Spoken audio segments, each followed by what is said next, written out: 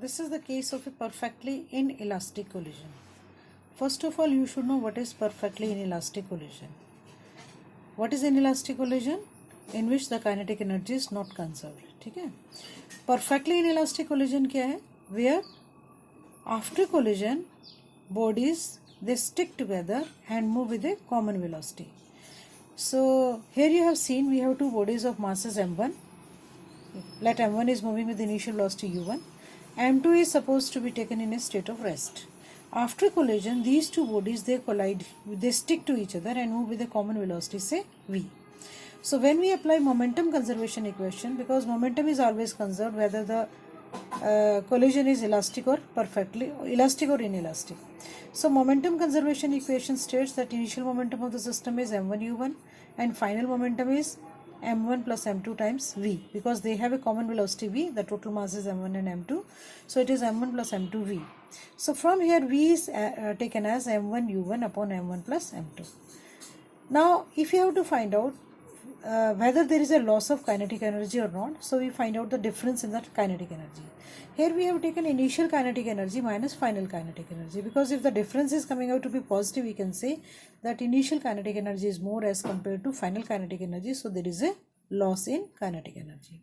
So what is initial kinetic energy? Because only m1 is in a state of motion, m2 is in a state of rest, so initial kinetic energy is only because of m1, which is moving with the velocity u1. So it is how much? It is half m1 u1 square. Then the final kinetic energy is half, the total mass is m1 plus m2, their common velocity is v square, half m1 plus m2 into v square. So now we put up the value of v from the previous relation we have obtained here earlier. So if we put up the value of v from here, we get it this in this form.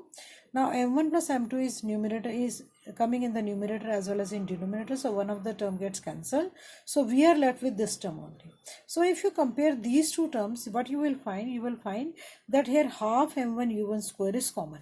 Okay, so when I take half m1 u1 square as common, here only 1 is left, nothing is left, means 1 is left, minus half is outside, m1 u1 square is outside, so only m1 is left divided by m1 plus m2. So here you can see, let us take the LCM over here. So when we take the LCM, what we find that after simplification, m1 plus m2 minus m1 gets cancelled, because it is one is term is minus, another is positive. So after simplification we get it like this. That means this loss in kinetic energy is having a positive value. It's coming out to be positive in nature. So we can say that there is a loss in kinetic energy because it is positive, and we have taken initial kinetic energy minus final kinetic energy. So we can say initial kinetic energy is more than that of the final kinetic energy.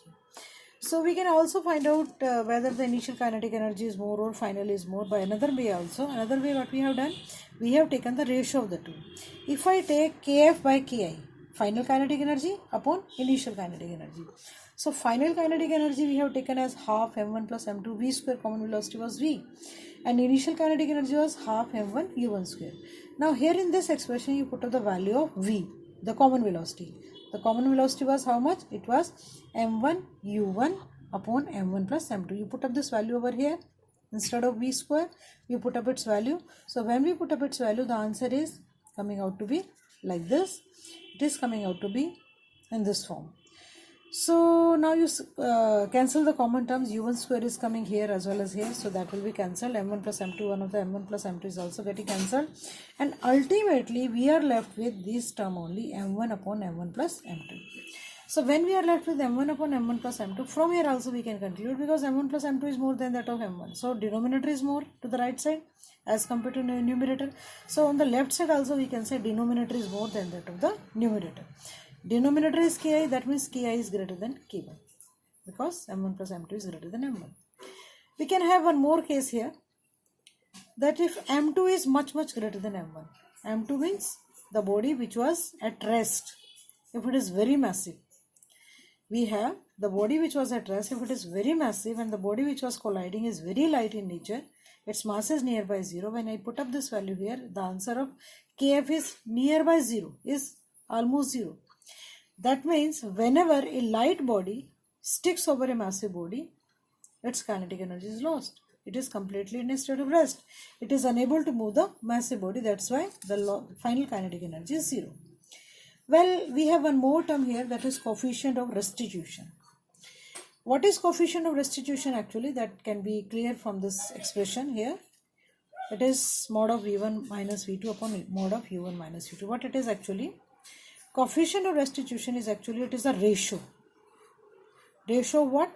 Ratio of relative velocity of separation after collision. After the collision, whatever is their relative velocity, that is in the numerator, to the ratio of relative velocity of approach before collision. Means we can say coefficient of restitution is the relative velocity after collision to the relative velocity before collision. And its magnitude we are taking. We are not concerned with the negative sign. It is mod of V1 minus V2 upon mod of U1 minus U2. So in case of elastic collision, you have seen that the coefficient of restitution was 1 because relative velocity of approach before collision was same as the relative velocity after collision. So for elastic collision, the value of coefficient of restitution is 1. For inelastic collision, the value of E is always less than 1 because there is a loss in kinetic energy.